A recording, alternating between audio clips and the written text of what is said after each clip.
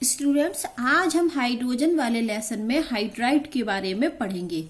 तो ये जो डाई हाइड्रोजन होता है ये अधिकांश तत्वों के साथ क्रिया करके यौगिक बनाता है और उस यौगिक को हम हाइड्राइड कहते हैं। मान लीजिए ये हाइड्रोजन है, इसने मान लिया कि लिथियम से क्रिया की। लिथियम एक तत्व है, ये हमारा क्या है हाइड्रोजन। लिथियम एक तत्व है, इससे क्रिया की और यौगिक बनाया LiH। ये लिथियम का हाइड्राइड है, तो इस यौगिक को हम क्या कहते हैं हाइड्राइड। इसी प्रकार से हाइड्रोजन है, इसने सोडियम से क्रिया कर ली तो क्या बना लिया NaH। ये भी क्या है हमारा, ये दो दो बनेंगे बैलेंस करने के लिए, तो ये भी क्या है हमारा हाइड्राइड। तो हम बोल रहे हैं कि जो डाई हाइड्रोजन होता है वो अधिकांश तत्वों के साथ क्रिया करके यौगिक बनाता है और इन यौगिक को हम हाइड्राइड कहते हैं। डाई हाइड्रोजन अधिकांश तत्वों के साथ क्रिया करके यौगिक बनाते हैं और इन यौगिक को हम हाइड्राइड कहते हैं। अधिकांश तत्वों के साथ हाइड्राइड बनाते हैं, लेकिन किसके संग नहीं बनाते हैं, उत्कृष्ट गैसें और कुछ तत्वों को छोड़कर। तो यहाँ पर डाई हाइड्रोजन अधिकांश सभी तत्वों के साथ क्रिया करके हाइड्राइड बनाते हैं, सिर्फ किसको छोड़कर, उत्कृष्ट गैसों के अलावा। उत्कृष्ट गैसों और कुछ तत्वों को छोड़कर लगभग सभी तत्वों के साथ संयोग करके द्विलिंगी यौगिक बनाती हैं, जिन्हें हम हाइड्राइड कहते हैं। वापस पढ़ लीजिए, डाई हाइड्रोजन निश्चित परिस्थिति में, लेकिन हाँ सुटेबल कंडीशन होनी चाहिए यहाँ पर। डाई हाइड्रोजन अधिकांश तत्वों के साथ या लगभग सभी तत्वों के साथ क्रिया करके द्विलिंगी यौगिक बनाता है, लेकिन सुटेबल कंडीशन होनी चाहिए, निश्चित परिस्थिति में। डाई हाइड्रोजन निश्चित परिस्थिति में उत्कृष्ट गैसों और कुछ तत्वों के अलावा लगभग सभी तत्वों के साथ संयोग करके द्विलिंगी यौगिक बनाती है और इन यौगिकों को हम हाइड्राइड कहते हैं। सिंपल शब्दों में डाई हाइड्रोजन तत्वों से क्रिया करके द्विलिंगी यौगिक बनाती है, इन यौगिकों को हम हाइड्राइड कहते हैं। सिर्फ उत्कृष्ट गैसों के साथ क्रिया नहीं करती है, कुछ तत्वों को छोड़कर सभी तत्वों के साथ डाई हाइड्रोजन क्रिया करके हाइड्राइड बनाता है। अब ये 3 प्रकार के हाइड्राइड बनाता है। हाइड्रोजन 3 प्रकार की हाइड्राइड बनाता है। पहले हाइड्राइड है आयनिक या हम लवणीय हाइड्राइड बोलते हैं इन्हीं को। पहला कौन सा प्रकार है, आयनिक या लवणीय हाइड्राइड। दूसरा है सहसंयोजक या आणविक हाइड्राइड और तीसरा है हमारा धात्विक और रश्मिकरण मितीय और अंतरकाशीय हाइड्राइड। ये ऑब्लिक का मतलब है कि इसको हम सहसंयोजक बोलते हैं, इसी को आणविक हाइड्राइड, दोनों बोल सकते हैं। आयनिक हाइड्राइड या हम उसको क्या बोल सकते हैं, लवणीय हाइड्राइड। धात्विक हाइड्राइड उनको हम क्या बोल सकते हैं, रश्मिकरण मितीय हाइड्राइड, या हम क्या बोल सकते हैं इनको, अंतरकाशीय हाइड्राइड। तो हाइड्राइड 3 प्रकार के होते हैं, ये लिखे हैं। आज हम सबसे पहले पढ़ने वाले हैं आयनिक हाइड्राइड या लवणीय हाइड्राइड। तो क्या होता है कि जब डाई हाइड्रोजन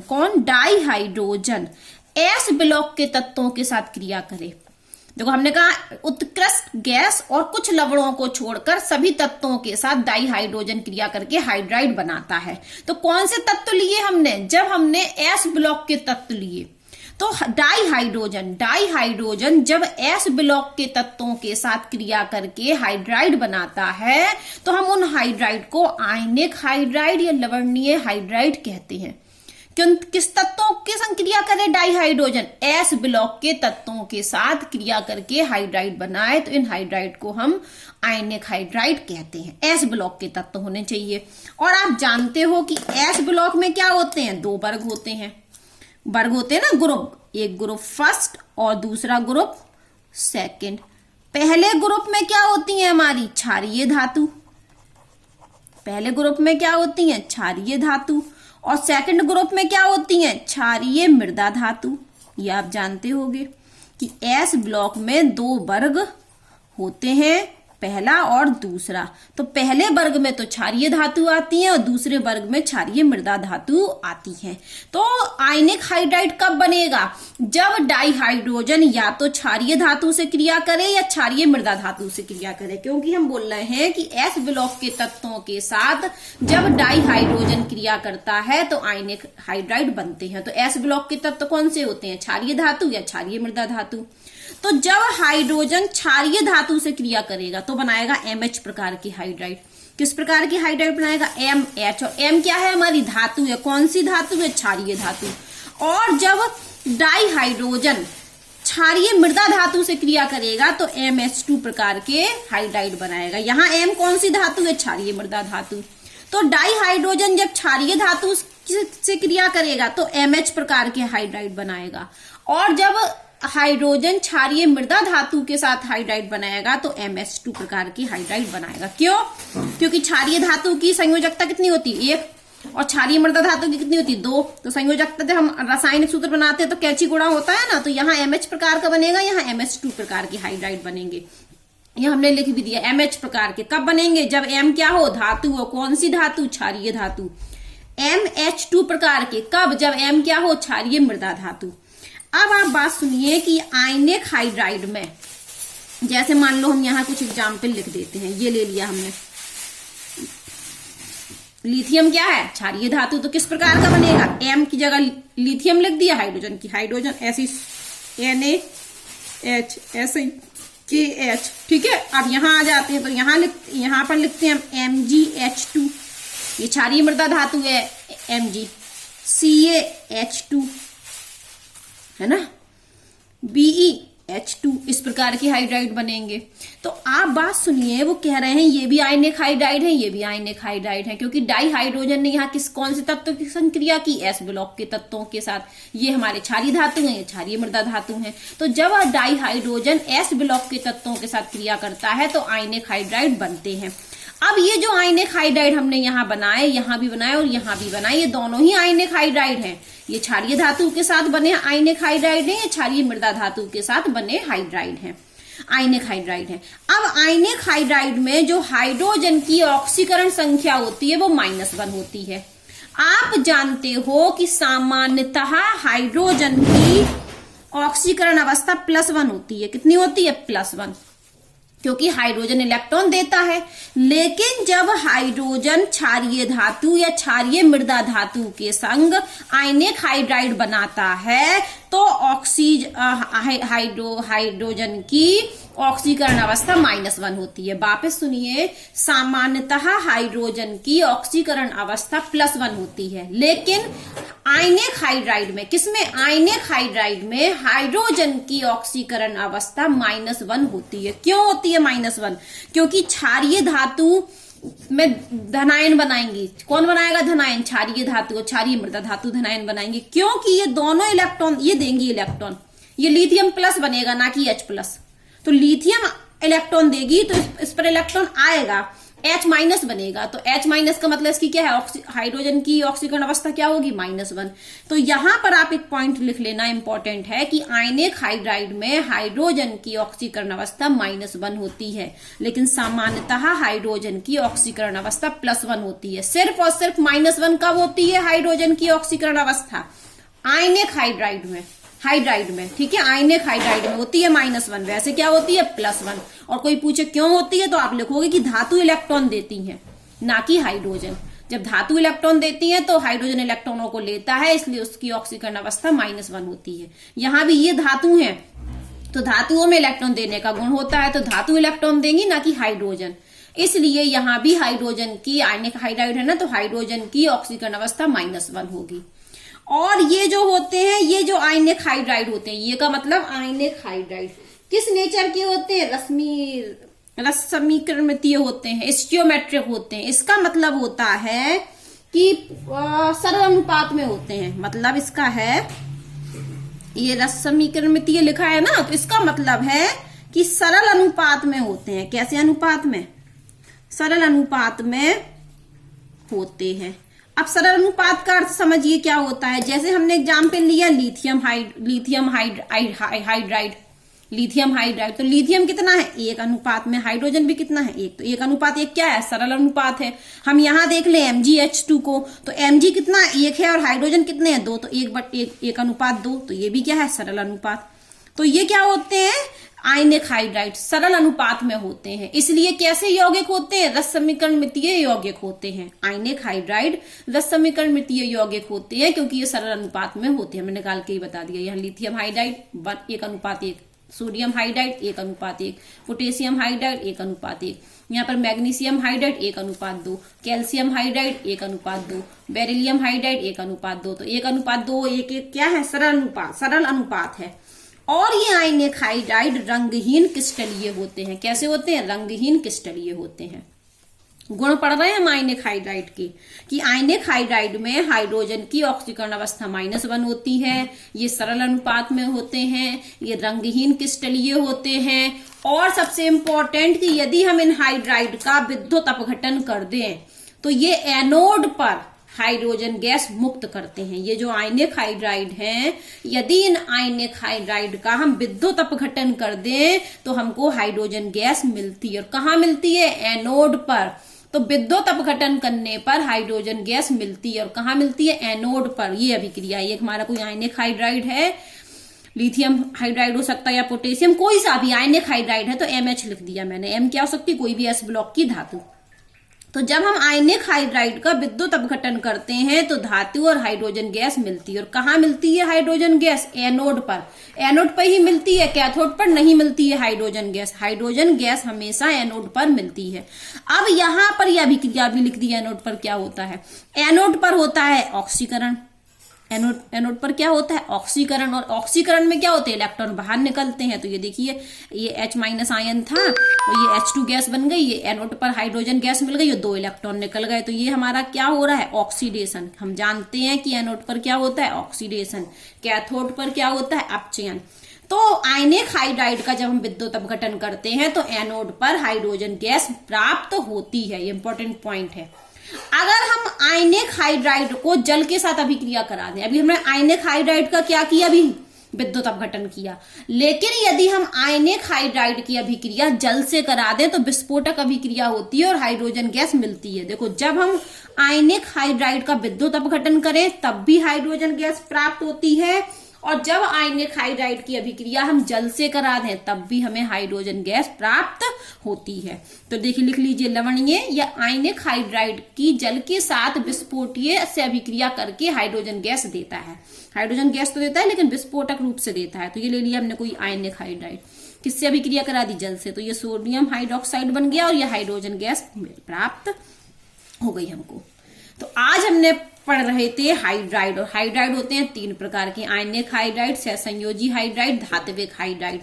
तो अभी हमने आयनिक हाइड्राइड के बारे में पढ़ा। तो डाई हाइड्रोजन जब S ब्लॉक की धातुओं के साथ क्रिया करते हैं तब आयनिक हाइड्राइड बनते हैं। फिर हमने आयनिक हाइड्राइड की कुछ प्रॉपर्टीज पढ़ी कि विद्युत अपघटन करने पर हाइड्रोजन गैस देते हैं, जल से क्रिया करने पर भी हाइड्रोजन गैस देते हैं, ये रंगहीन क्रिस्टलीय होते हैं, और आयनिक हाइड्राइड में हाइड्रोजन की ऑक्सीकरण अवस्था -1 होती है। इस प्रकार से हमने कुछ गुण पढ़े। अब हम दूसरा आयनिक हाइड्राइड पढ़ रहे हैं, सहसंयोजक या आणविक हाइड्राइड।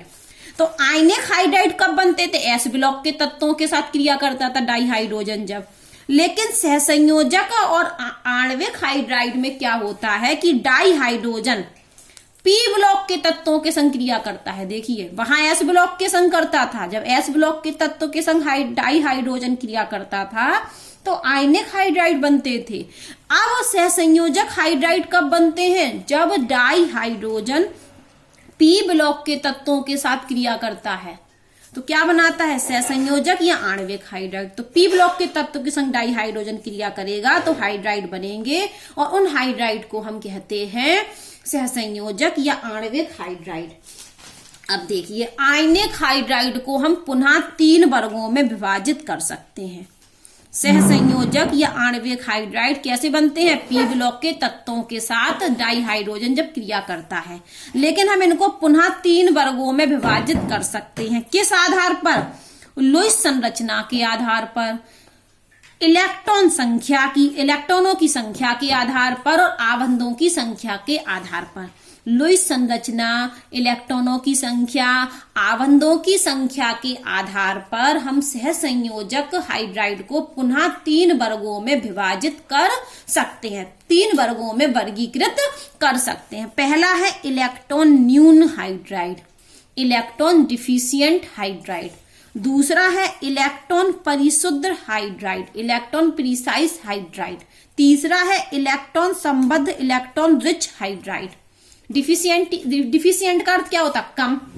रिच का मतलब क्या होता? अधिकता। प्रिसाइज मतलब जितना होना चाहिए उतना। तो इन इलेक्ट्रॉनों की संख्या के आधार पर हम सहसंयोजक हाइड्राइड को 3 वर्गों में पुनः वर्गीकृत कर सकते हैं। तो पहला हम पढ़ने वाले हैं इलेक्ट्रॉन न्यून। नाम से ही समझ में आ रहा है आपको, नाम से ही। न्यून, न्यून मतलब कमी, डिफिशिएंट मतलब कमी। तो ये इन हाइड्राइड में इलेक्ट्रॉनों की क्या होगी? कमी। इतना तो हम समझ गए कि इन हाइड्राइडों में इलेक्ट्रॉनों की क्या होगी? कमी। लेकिन ये क्या, कौन से हाइड्रोजन किसके संग क्रिया करेगा? पी ब्लॉक के संग। और पी ब्लॉक में आप जानते हो, पी ब्लॉक में कहां से कहां तक तत्व होते हैं? पी ब्लॉक में वर्ग होता है, वर्ग 13 से वर्ग 18 तक। ठीक है, पी ब्लॉक में वर्ग 13 से वर्ग 18 तक होता है। वर्ग 18 उत्कृष्ट गैसों के संग तो हाइड्राइड बनते ही नहीं है। तो जब डाई हाइड्रोजन वर्ग 13 के संग अभिक्रिया करे, जब डाई हाइड्रोजन किसके संग अभिक्रिया करे? वर्ग 13 के तत्व के साथ।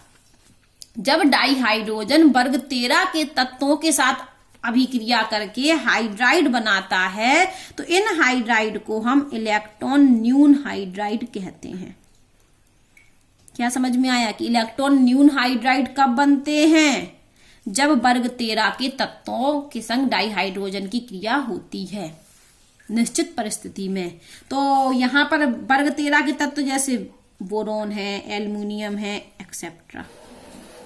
ठीक है, तो जब डाई हाइड्रोजन वर्ग 13 के तत्वों के साथ अभिक्रिया करता है तो हाइड्राइड बनाता है। उन हाइड्राइड को हम इलेक्ट्रॉन न्यून हाइड्राइड कहते हैं। क्यों कहते हैं इलेक्ट्रॉन न्यून? क्योंकि उनमें क्या होता होगा? इलेक्ट्रॉनों की कमी होती है। तो हम ले लेते हैं, एक बोरोन ले लेते हैं, और बोरोन के संग हाइड्राइड का एग्जाम्पल है BH3। अब इसकी आप लुईस संरचना देखो तो बोरोन के बाहरी कोश में होते हैं 3 इलेक्ट्रॉन, ये बना दिए हमने। हाइड्रोजन के भी बाहरी कक्षा में 3 इलेक्ट्रॉन, 1 इलेक्ट्रॉन, हाइड्रोजन की बाहरी कक्षा में 1 इलेक्ट्रॉन। तो यहां पर ये शेयरिंग हो गई इलेक्ट्रॉनों की। ये देखिए, ये और अब बोरोन के देखना बहुत ध्यान से, ये देखिए। अब ये रेड गोला आप देख रहे हो, तो हाइड्रोजन के तो 1-2 इलेक्ट्रॉन हो गए, हाइड्रोजन का तो पूरी हो गई कक्षा। यहाँ हाइड्रोजन को देखो 1-2 इलेक्ट्रॉन हो गए, पूरी हो गई। इस हाइड्रोजन को देखो 2 पूरे हो गए। बोरोन के में देखिए ब्लू वाला, ये देखिए, ये वाला, ये कितने इलेक्ट्रॉन? 1 2 3 4 5 6। तो बोरोन की बाहरी कक्षा में कितने इलेक्ट्रॉन है? 6 इलेक्ट्रॉन। तो बोरोन का BH3 क्या है? एक यौगिक है। तो बोरोन का अष्टक पूर्ण हुआ? नहीं हुआ। बोरोन का अष्टक अभी भी अपूर्ण है। बोरोन के पास 8 इलेक्ट्रॉन नहीं है। कितने इलेक्ट्रॉन है? 6 इलेक्ट्रॉन। तो बोरोन के पास क्या है? इलेक्ट्रॉनों की कमी है। कितने इलेक्ट्रॉनों की कमी है? बोरोन के पास 2 इलेक्ट्रॉनों की कमी है। ठीक है, तो इसलिए ये हाइड्राइड तो है, लेकिन इसको उन्होंने नाम दे दिया इलेक्ट्रॉन न्यून हाइड्राइड, क्योंकि इस हाइड्राइड के पास इलेक्ट्रॉनों की कमी है, 2 इलेक्ट्रॉनों की कमी है। और इलेक्ट्रॉन ग्रहण करने वाले को हम लुईस अम्ल कहते हैं। क्या? इलेक्ट्रॉन ग्रहण करने के वालों को। तो ये हमारा क्या है? लुईस अम्ल। क्यों लुईस अम्ल है? इलेक्ट्रॉन ग्रहण करेगा, क्योंकि ये क्या करेगा? इलेक्ट्रॉन ग्रहण करेगा।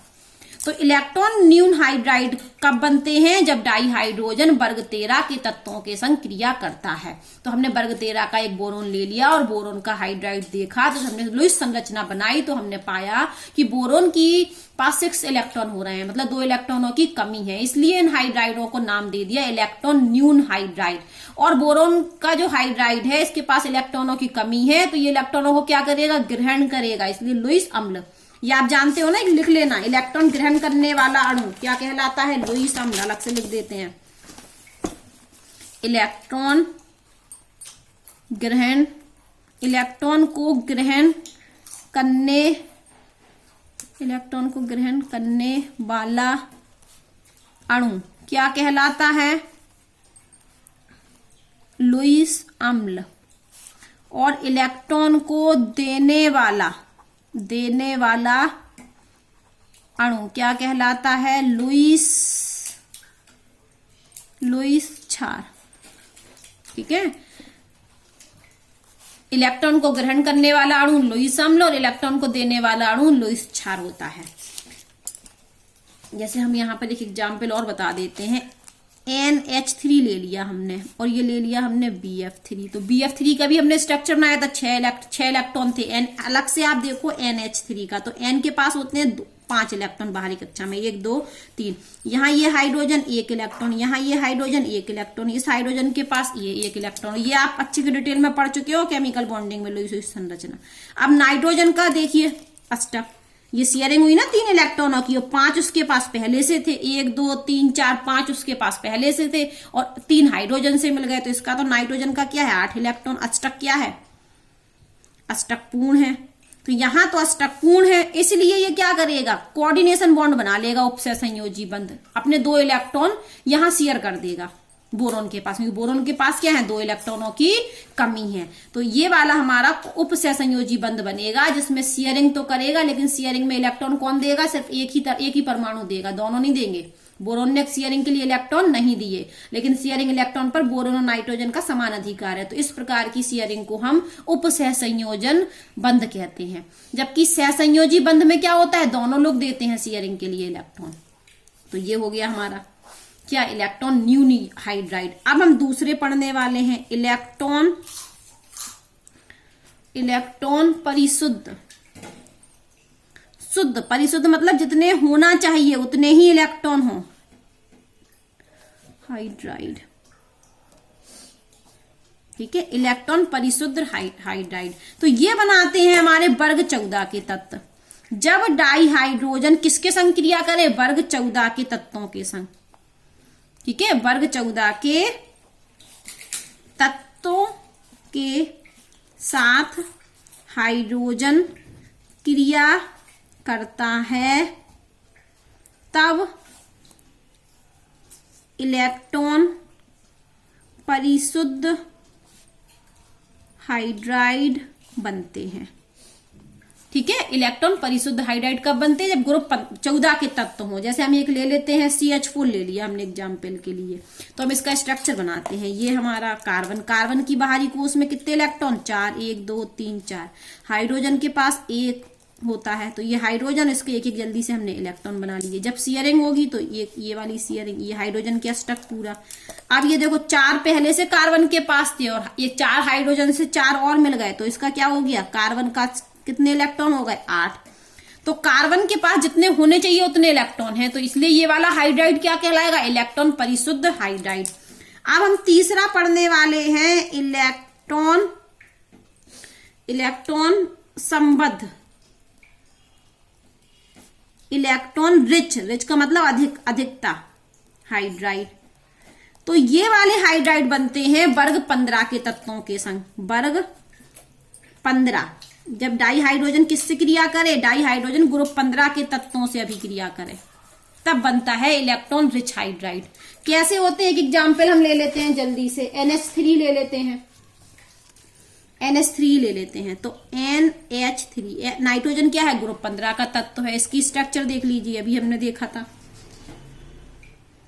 देखा था कि ये लोन पेयर बच रहा था, ये हाइड्रोजन जुड़ रहा था, तो ये क्या है, इलेक्ट्रॉन की अधिकता है ना, तो इलेक्ट्रॉन रिच होगा। ये यहाँ पर क्या है हमारे पास, 1 इलेक्ट्रॉन योग है, 1 लोन पेयर है। अगर हम H2O को देखें तो H2 ऑक्सीजन है, वर्ग